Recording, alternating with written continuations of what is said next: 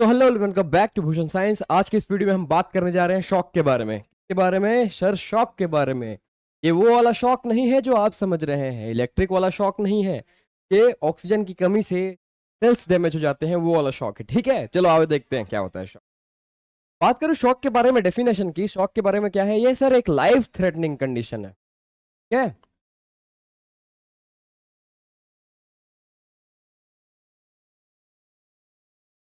Life threatening condition मतलब होता है सर, इसमें इंसान की जान तक जा सकती है, वो वाला कंडीशन है। इसमें क्या देखने को मिलता है सर? इसमें जो बीपी रहेगा वो बहुत ज्यादा मात्रा पे डाउन रहता है। इसकी वजह से क्या रहता है, O2 का सप्लाई जो रहता है वो लैक हो जाता है, कमी हो जाती है। में सर ऑर्गेन्स में, ठीक है, ऑर्गेन्स में, टिश्यू में और सेल्स में, इन तीनों में क्या हो जाता है सर? ऑक्सीजन का कमी होता है। तो इसकी वजह से इन तीनों चीजों का क्या देखने को मिलेगा सर? इन तीनों में तीन चीजें देखने को मिलेंगी। पहला आता है डिसफंक्शनिंग, दूसरा आता है फेलियर और तीसरा डेथ। तो worst case of shock is death. इसका आंसर, इसको लाइफ थ्रेटनिंग कंडीशन बोला गया है। ठीक है, इसमें क्या होता है सर? लाइफ थ्रेटनिंग कंडीशन है जिसमें मेरा बीपी जो रहता है बहुत ज्यादा मात्रा पे लो चला जाता है। उससे क्या होता है, ऑक्सीजन सप्लाई नहीं हो पाता मेरे सेल्स, टिश्यू और ऑर्गेन्स को। तो उसमें क्या देखने को मिलता है, जो मेरे सेल्स, टिश्यू, ऑर्गेन्स है, डिसफंक्शन हो जाते हैं, उनका फंक्शन अच्छे से नहीं करते। जैसे परसिस्ट करते थे तो फेलियर देखने को मिलता है और लास्ट में डेथ देखने को मिलता है, इन सब चीज़ों का। ठीक है, आइए आगे बात करते हैं दो इंपॉर्टेंट चीज़ के बारे में। पहला, lack of oxygen to blood अगर है तो उसको क्या बोलूंगा? और दूसरा, लैक ऑफ O2 टिश्यूज अगर है, मैं उसको क्या बोलूंगा? कौन से टर्म से इसको डिनोट करूंगा? इसको डिनोट करने का टर्म है सर, ब्लड अगर है तो इसको हाइपोक्सीम। ठीक है, हाइपोक्सी। अगर lack of O2 in tissues है तो इसको हाइपोक्सिया बोलते हैं। ठीक है, हाइपोक्सिया, याद रखना। ठीक है, ये तीन चीजें हैं। ओके, बात करते हैं इसके फेजेस की। तो कितने फेज होते हैं इसके, देखते हैं। ठीक है, फेजेस की तीन फेज होते हैं। ठीक है, फर्स्ट कंपनसेटरी,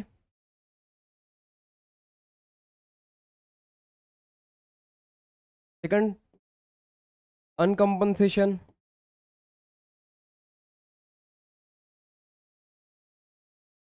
और थर्ड जो रहता है फेलियर और डेथ भी बोल। ये तीन स्टेज रहते हैं, तीन फेजेस रहते हैं किसके सर? शॉक के। शॉक जब होता है किसी व्यक्ति को तो में कंपनसेशन स्टेज चलता है, फेज चलता है। दूसरे बाद अनकंपनसेशन फेज चलता है और तीसरे में फेलियर फेज या फिर डेथ फेज चलता है। ठीक है, ओके, क्या क्या होता है देखो इसमें। पहले कंपनसेशन मतलब होता है क्षतिपूर्ति। क्षतिपूर्ति इन द सेंस, अगर क्या हुआ है, किसी भी वजह से मेरा बीपी डाउन चला गया है, ब्लड का प्रेशर डाउन चला गया है, तो मेरा बॉडी क्या कंपनसेट करेगा? इस ब्लड के प्रेशर को वो मेंटेन करने के लिए कुछ एक्स्ट्रा फंक्शंस करेगा, जिससे कि क्या हो सके सर, मेरा जो बीपी है वो नॉर्मल लेवल पे मेंटेन हो सके। That is known as compensation. ठीक है, वो असल में क्या है इसमें सर? इसमें किसी कारणवश बीपी जो है वो डाउन चला गया है, मेरा बॉडी क्या करेगा? वैसो कॉन्स्ट्रिक्शन करेगा।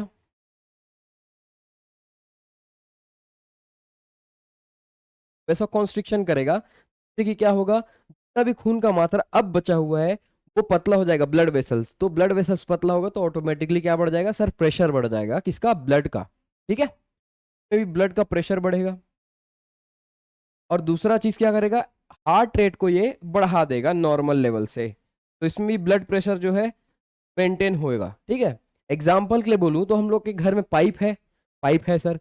जैसे पानी को अगर दूर पहुंचाना रहता है तो मैं क्या करता हूँ, उसका आगे का जो नोजल रहता है उसको पतला कर देता हूँ, तो उससे जब पानी बाहर निकलता है प्रेशर से निकलता है और बहुत दूर जाता है। ठीक उसी प्रकार जो ब्लड वेसल्स है वो पतली हो जाएंगी, तो वैसोकॉन्स्ट्रिक्शन बोलते हैं उसको। तो इससे क्या होगा सर? ब्लड का प्रेशर बढ़ जाता है। या तो मैं नल को पूरा खोल दूंगा जिससे कि प्रेशर बहुत जोर से आएगा, वो हार्ट रेट है। पंप जोर से चलाऊंगा तो जितना पंप जोर से चलेगा उतना हार्ट रेट ज्यादा बढ़ेगा और उतना प्रेशर ज्यादा इंक्रीज होगा। ठीक है, तो ऐसे करके शुरू इनिशियल फेजेस में जो मेरा हार्ट है और मेरा ब्लड वेसल्स है, ये दोनों कंपनसेट करने का काम करते हैं, किसको, गिरे हुए बीपी को उठाने का काम करते हैं। पर समय के साथ क्या होता है कि रीजन जो था वो वहां का वहां ही है, और मेरा हार्ट और मेरा ब्लड वेसल्स कॉन्स्ट्रिक्ट होकर के इसको मेंटेन करने का काम कर रहे हैं। पर कितने समय तक मेंटेन कर पाएंगे, ये भी तो बात है। एक ऐसा समय आता है जब कंपनसेशन फेल होना चालू होता है। ठीक है, तो कंपनसेशन फेल हो जाना चालू हो जाता है तो अनकंपनसेशन होता है इसमें। इसमें क्या देखने को मिलता है सर, बीपी अब फिर से गिरने लगेगा। ठीक है, बीपी फिर से गिरने लगेगा, ऑक्सीजन सप्लाई कम होएगा, किसको, ऑक्सीजन सेल्स एंड टिश्यू। ठीक है, नाम से ही पता चल रहा है अब कौन सा फेज है सर, अनकंपनसेशन फेज है। पहले वाले पे कंपनसेट करने का कोशिश कर रहा था बॉडी और कर भी ले रहा था, लेकिन समय के साथ धीरे धीरे जो कंपनसेशन फेज है वो अनकंपनसेट होना चालू हो जाता है। ठीक है, उसमें क्या होता है सर, बीपी जो है फर्दर गिरना चालू हो जाता है, जिसकी वजह से ब्लड का सप्लाई, ऑक्सीजन का सप्लाई एक पर्टिकुलर ऑर्गन को रुक जाता है। ठीक है, अब लास्ट स्टेज क्या है इसमें का सर, लास्ट स्टेज बोलूं या लास्ट फेज बोलूं तो फेलियर या डेथ फेज होता है। अब प्रॉपर एक बात करूं तो क्या होता है, देखो ब्लड का प्रेशर बहुत डाउन चला जाता है तो ऑक्सीजन का सप्लाई नहीं हो पाता। अगर ऑक्सीजन का सप्लाई एक नियमित समय तक ना हो किसी भी ऑर्गन को, तो उस ऑर्गन में इरिवर्सिबल चेंजेस, डेथ देखने को मिल सकता है। ठीक है, बात करूं डेथ में, इसमें क्या होता है, O2 का जो सप्लाई है बहुत ज्यादा रहता है प्रोलॉन्ग समय तक के लिए। ठीक है, प्रोलॉन्ग समय तक के लिए। अब समय ड्यूरेशन बढ़ते जाता है तो इससे क्या होता है सर, जो O2 का सप्लाई है वो नहीं हो रहा, तो ऑक्सीजन किसको नहीं मिल रहा sir, tissue cells and organs को। तो उसमें वही तीन चीजें देखने को मिलेगी, कौन सी चीज है सर, डिसफंक्शनिंग, फेलियर और डेथ। इवेंचुअली यहाँ पे डेथ हो जाएगा अगर मैं रहे तो उसको ट्रीट नहीं किया गया तो। ये तीन फेज है किसके सर, तीन फेज है शॉक के। आइए देखते हैं शॉक के टाइप्स। अब शॉक के टाइप्स जब देखेंगे तो उसका कारण भी टाइप्स में ही मिल जाएगा कि शॉक हो रहा है तो किन कारणवश हो रहा है। ठीक है, बात करता हूं मैं टाइप्स की। टाइप्स को याद रखने के लिए मैं सिंपल सा फॉर्मूला याद रखूंगा कि शॉक एचओडी साहब को नाश कर दिया। क्या, शॉक ने एचओडी साहब का नाश कर दिया। क्या, शॉक ने एचओडी का नाश कर दिया। अब देखो क्या के बारे में टाइप्स पढ़ रहे हैं सर, शॉक के बारे में पढ़। ठीक है, शॉक ने क्या किया था, एच ओ डी साहब का सी, याद रहेगा, एच ओ डी साहब का सी का नाश कर दिया था। क्या कर दिया था, नाश, एस। ये है पूरा टाइप्स। टोटल कितने टाइप्स हैं, 1 2 3 4 5 6 7, कल लगभग 60 टाइप्स है लिखने को हमारे पास। लेकिन अगर पूछे कौन सा ऐसा टाइप है जिसमें फर्दर 3 में डिवाइड किया गया है, तो वो डी वाला रहेगा। अब डी वाला क्या है आगे थोड़ा देखेंगे तब पता चलेगा। खैर याद तो हो गया ना, एक बार और बोलिए टाइप्स के बारे में सर। टाइप्स को याद रखने के लिए कौन सा निमोनिक है, एच ओ डी साहब का क्या कर दिया, नाश कर दिया। ठीक है, ओके, याद हो जाएगा। याद रखना डी वाले पे, ये तीन है, 1 2 3, तो तीसरे नंबर वाले पे आएंगे। ठीक है, ओके, चलो आगे बढ़ते हैं। अब बात करते हैं कि एक चीज की, तो पहला क्या था सर, एच था। एच से क्या देखने को मिलेगा सर, मेरे को एच से देखने को मिलेगा हाइपोवोलेमिक शॉक।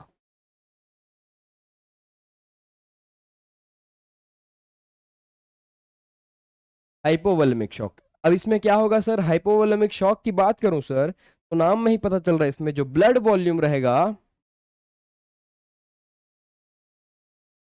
वो रिड्यूस हो जाएगा।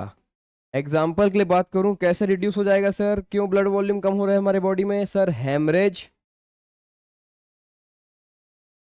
क्या, हेमरेज की वजह से। अब मान के चलिए कहीं पे किसी को चोट लग गया और खून बहुत ज्यादा मात्रा में बह गया, तो वो पेशेंट कौन से शॉक से मरेगा सर, वो मरेगा हाइपोवोलेमिक शॉक से। इसका ट्रीटमेंट में क्या करूंगा सर, ट्रीटमेंट में मेरे को पता है कि इसके शरीर में ब्लड की कमी है, तो या तो मैं उसमें ब्लड चढ़ाऊंगा या तो कोई फ्लूइड चढ़ाऊंगा जो कि नॉर्मल लेवल ऑफ ब्लड को मेंटेन करके रख सके मेरे बॉडी में। ठीक है, बढ़िया। ब्लड वॉल्यूम कम है इस वजह से देखने को मिल रहा है शॉक। ठीक है, सेकंड नंबर चलता हूँ। सेकंड नंबर में क्या बोल रहा है, अच्छा ये बताओ मेरे को, नॉर्मल व्यक्ति में कितना लीटर ब्लड रहता है सर, लगभग 5 से 6 लीटर ब्लड रहता है। ठीक है, अब 5 से 6 लीटर ब्लड रहता है, मान के चलो इसका आधा हिस्सा लगभग 2.5 लीटर अगर निकल जाए शरीर से तो शरीर में आधा ही बच जाएगा। अगर आधा बचेगा तो सबको डबल काम करना पड़ेगा। अरे भाई 10 लोग हैं एक काम को करने के लिए, 10 लोग एक साथ 10 काम कर सकते हैं। अगर 5 लोग अब्सेंट हो गए तो अब 5 लोग को डबल काम करना पड़ेगा, तब जाके 10 काम होगा। ठीक वही प्रकार से अगर 5 से 6 लीटर ब्लड है तो 5 से 6 लीटर ब्लड एक बार में पर्याप्त मात्रा में ऑक्सीजन पहुंचा सकता है किसी भी ऑर्गन को। अगर ब्लड का वॉल्यूम कम हो जाए तो जो ब्लड बचा हुआ है तो जल्दी जल्दी से जाना पड़ेगा सब जगह, तो जल्दी जल्दी भेजने के लिए मेरे हार्ट को जल्दी जल्दी काम करना पड़ेगा, तो कंपनसेशन चलेगा। ठीक है, तो यहाँ पे बोल रहा है कि हाइपोवोलेमिक शॉक में ब्लड का वॉल्यूम कम हो जाता है, उससे शॉक देखने को मिलता है। उस वजह से ऑक्सीजन की सप्लाई नियमित तौर पे नहीं पहुंच पाती वो हमारे ऑर्गन्स को। सेकंड नंबर क्या था सर? सेकंड नंबर एच के बाद ओ। अब ओ से क्या आता है देखो यहाँ पे, ऑब्स्ट्रक्टिव शॉक बोलते हैं।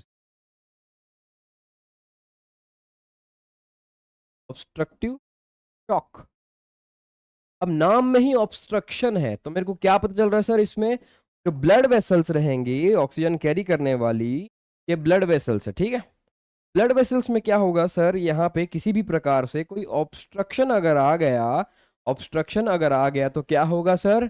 ऑब्स्ट्रक्शन अगर आया सर इसमें तो मेरे को देखने को मिलेगा कि जो ब्लड है यहाँ पे वो कहाँ तक नहीं पहुंच पा रहा सर? ऑर्गन तक नहीं पहुंच पा रहा। एक आपकी किडनी है मान लो, ठीक है, और ये है आपके कहाँ से निकला था ब्लड? आपके हार्ट से निकला था। एक बार पंप हुआ, हार्ट से ब्लड निकला, ब्लड कहाँ पे गया सर? आपके ब्लड वेसल्स पे। लेकिन ब्लड वेसल्स पे क्या था? ऑब्स्ट्रक्शन था, की वजह से जो ब्लड है इस पार से इस पार नहीं जा पाया। इस पार ना जा पाने के कारण से वो कहाँ नहीं पहुंच पाया सर? ऑर्गन पे नहीं पहुंच पाया। और ऑर्गन को क्या नहीं मिला सर? ऑर्गन को O2 नहीं मिल पाया। उसके वजह से अब ऑर्गन का क्या देखने को मिलेगा सर? धीरे धीरे करके ऑर्गन डिसफंक्शनिंग करेगा, प्रॉपर तरीके से फंक्शन नहीं करेगा, उससे फेलियर देखने को मिलेगा। और इवेंचुअली अगर ये लंबे समय तक ऐसा ही चलता रहा, ऑक्सीजन नहीं मिला उसको, तो क्या देखने को मिलेगा सर? उस सेल्स, उस टिश्यूज, उस ऑर्गन्स का डेथ तक हो सकता है। ठीक है सर, ओके। तो सेकंड वाले पे ऑब्स्ट्रक्शन में क्या हो रहा है सर? ब्लड का फ्लो ऑब्स्ट्रक्शन हो रहा है। बात करते हैं थर्ड की, तो थर्ड नंबर बोलता है HOT। अब डी से क्या आता है सर? डी से आता है डिस्ट्रीब्यूटिव शॉक। डिस्ट्रीब्यूटिव शॉक नाम में देखो डिस्ट्रीब्यूशन, डिस्ट्रीब्यूशन मतलब बांट नहीं पा रहा है। बांट नहीं पा रहा है इन द सेंस, देखो क्या होता है, 10 लोग बैठे हुए हैं, मान चलो मैं ही बोल देता, आप लोग जैसे ये वीडियो देख रहे हैं, आपको चाहिए क्या सर? शॉक के बारे में इंफॉर्मेशन चाहिए। अब शॉक के बारे में इंफॉर्मेशन मेरे पास है, लेकिन मैं किसी कारणवश बोल नहीं पा रहा हूँ। बोल नहीं पा रहा हूँ इन द सेंस माइक खराब हो गया है मान के चलो मेरा, तो क्या हो रहा है, मैं डिस्ट्रीब्यूट नहीं कर पा रहा हूँ। तो डिस्ट्रीब्यूट नहीं कर पा रहा हूँ तो क्या है, मेरे पास नॉलेज है लेकिन मैं डिस्ट्रीब्यूट नहीं कर पा रहा हूँ किसी कारणवश, तो उससे क्या होगा? आपको तक नॉलेज नहीं पहुंच पाएगी और आपका डिसफंक्शनिंग, फेलियर या डेथ देखने को मिलेगा। ठीक उसी प्रकार इसमें क्या होता है sir? Blood volume is enough. ठीक है, क्या बोल रहा है सर? ब्लड वॉल्यूम क्या है? ये है नॉर्मल। ठीक है, ब्लड वॉल्यूम नॉर्मल है, मतलब जितना मेरे शरीर को चाहिए उतना ब्लड वॉल्यूम शरीर में है, पर इसका क्या नहीं हो रहा सर? इसका डिस्ट्रीब्यूशन नहीं हो रहा। क्यों नहीं हो रहा सर? सीवियर वेसोडाइलेशन के कारण से। ठीक है,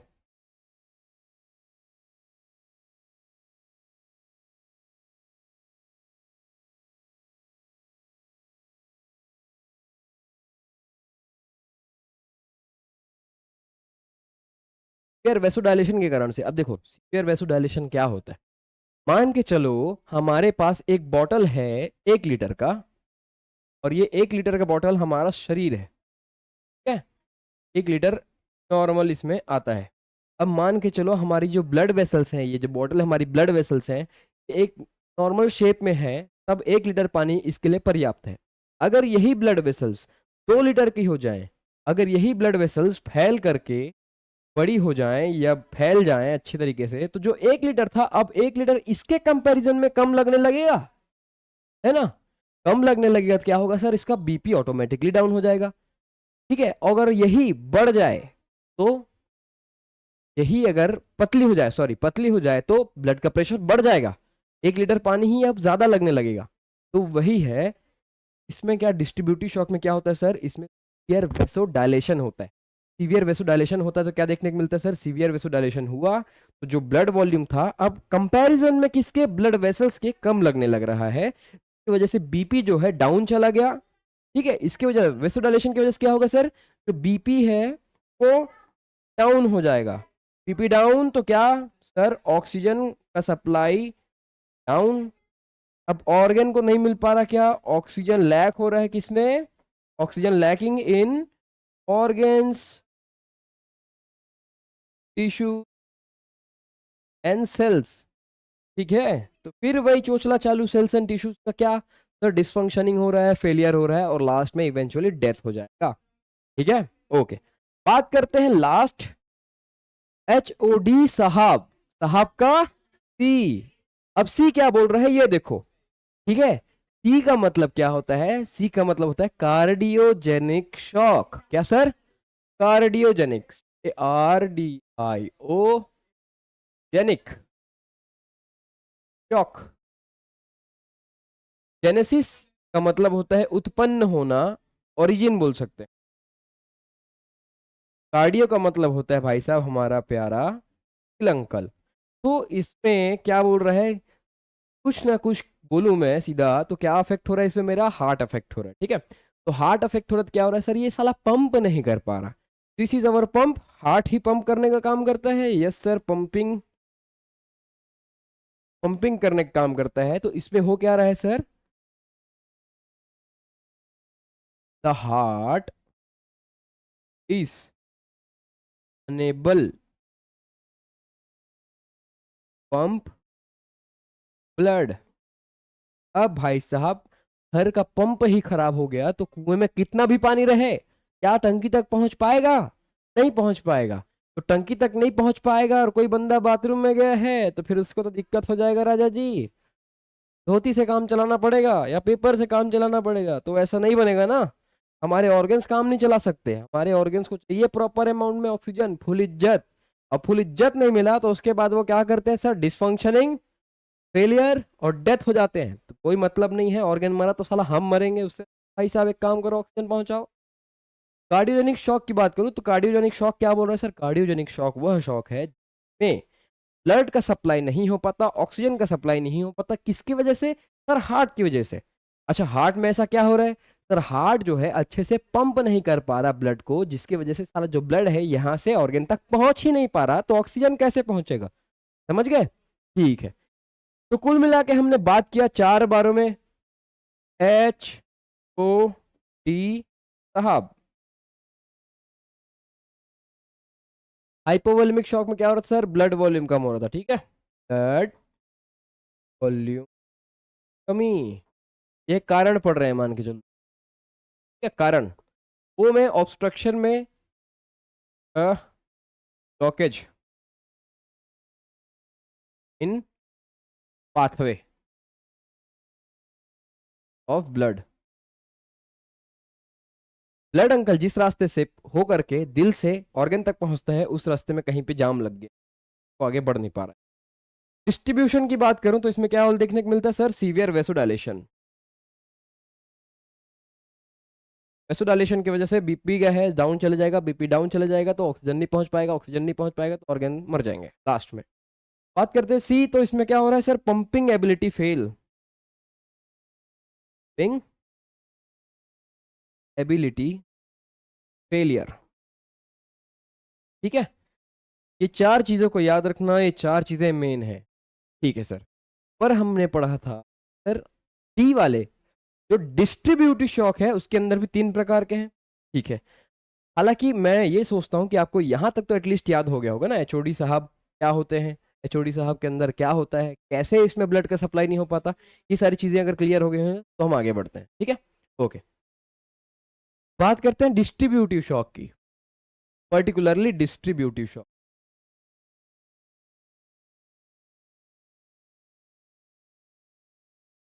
डिस्ट्रीब्यूटिव शॉक में क्या हो रहा था सर, डिस्ट्रीब्यूशन नहीं हो पा रहा था, किसकी वजह से, कारण क्या था सर इसमें, वैसोडाइलेशन। ठीक है, वेसोडाइलेशन की वजह से। अब इसमें कौन से पढ़े थे सर, क्या होता है, चोटी साहब को क्या कर दिया था, नाश कर दिया था। तो तीन प्रकार के पाए जाते हैं सर, एन, ए और एस। नाश का फुल फॉर्म क्या है, अब लिखते हैं। देखो नाश की बात करूं तो एन से आता है न्यूरोजेनिक, न्यूरोजेनिक शॉक, ठीक है। सेकंड नंबर आता है एनाफाइलेक्टिक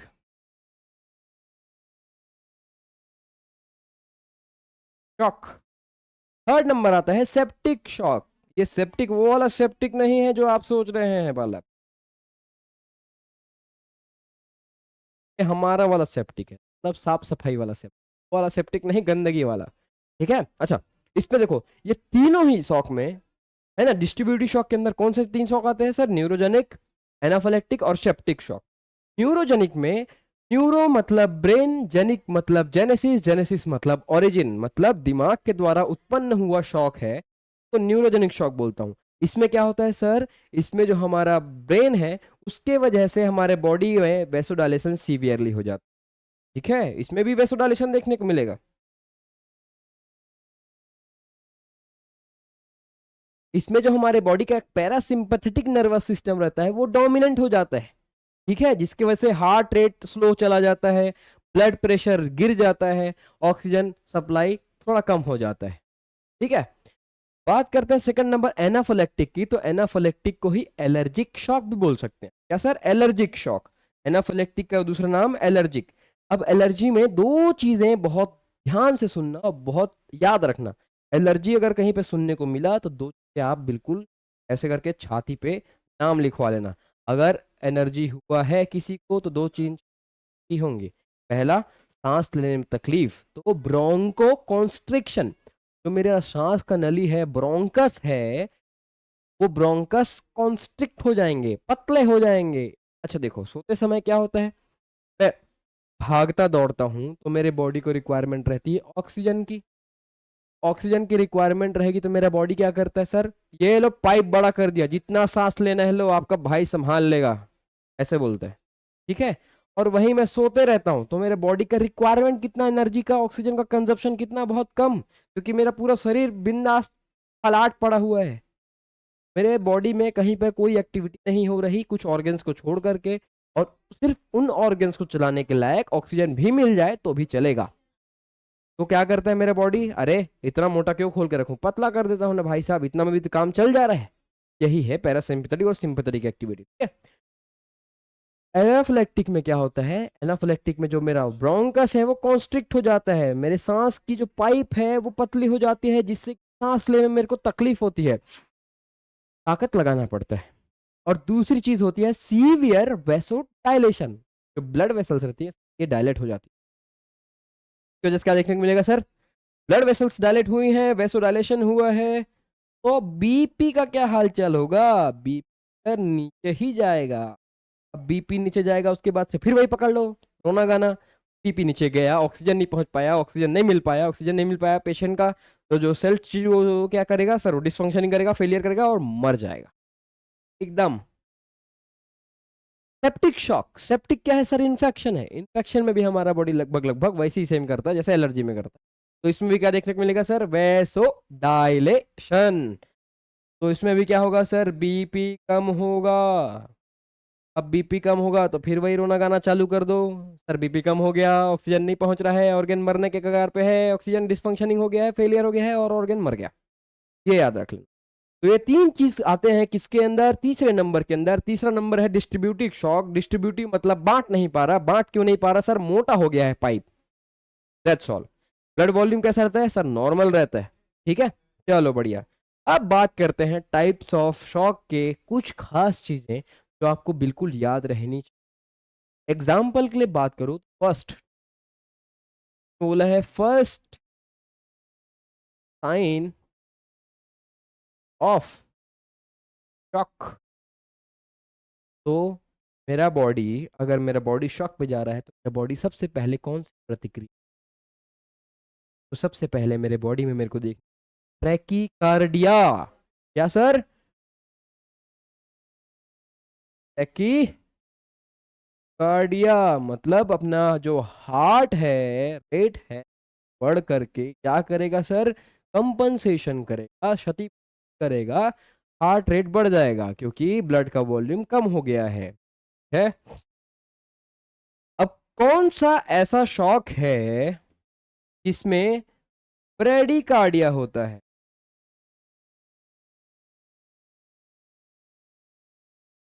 या कौन सा ऐसा शॉक है जिसमें ब्रेडिकार्डिया होता है और ट्रैकिकार्डिया नहीं होता?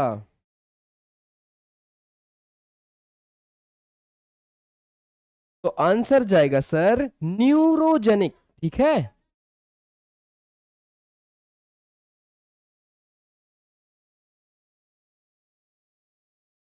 न्यूरोजेनिक शॉक क्यों? सर न्यूरोजेनिक शॉक में ही मेरा कौन सा सिस्टम ज्यादा तगड़ा तरीके से काम कर रहा था? कौन सा, पैरासिम्पथेटिक की सिंपैथेटिक? Sir parasympathetic. पैरासिम्पथेटिक में सारी चीजें लगभग कम होना चालू हो जाता है, जिनमें से एक रहता है हमारा हार्ट रेट, और हार्ट रेट कम हुआ तो ऑटोमेटिकली बीपी कम। फिर वही रोना गाना चालू, सर ऑक्सीजन नहीं मिल रहा, ऑर्गन नहीं मिल पा रहा, ऑर्गन मरने के कगार पे गया, मर गया। यही सारी चीजें, ठीक है। ये चीजें याद रखना कि मेरा पहला साइन, मेरा बॉडी में अगर कहीं कभी भी शॉक का कंडीशन आया तो सबसे पहला चीज एक्टिवेट क्या होगा sir? Heart rate. Heart rate बढ़ जाएगा और कंपनसेशन करने का कोशिश। सर सभी शॉक की कंडीशन में ट्रैकिकार्डिया होते हैं, कौन से शॉक में ब्रेडिकार्डिया देखने को मिलता है? तो आंसर जाएगा सर आपका neurogenic shock. Sir neurogenic shock में क्यों ब्रेडिकार्डिया देखने को मिलता है? तो बोलूंगा सर न्यूरोजेनिक शॉक में क्या देखने को मिलता है? सर न्यूरोजेनिक शॉक में कौन सा डोमिनेंट रहता है सर? पैरासिम्पैथेटिक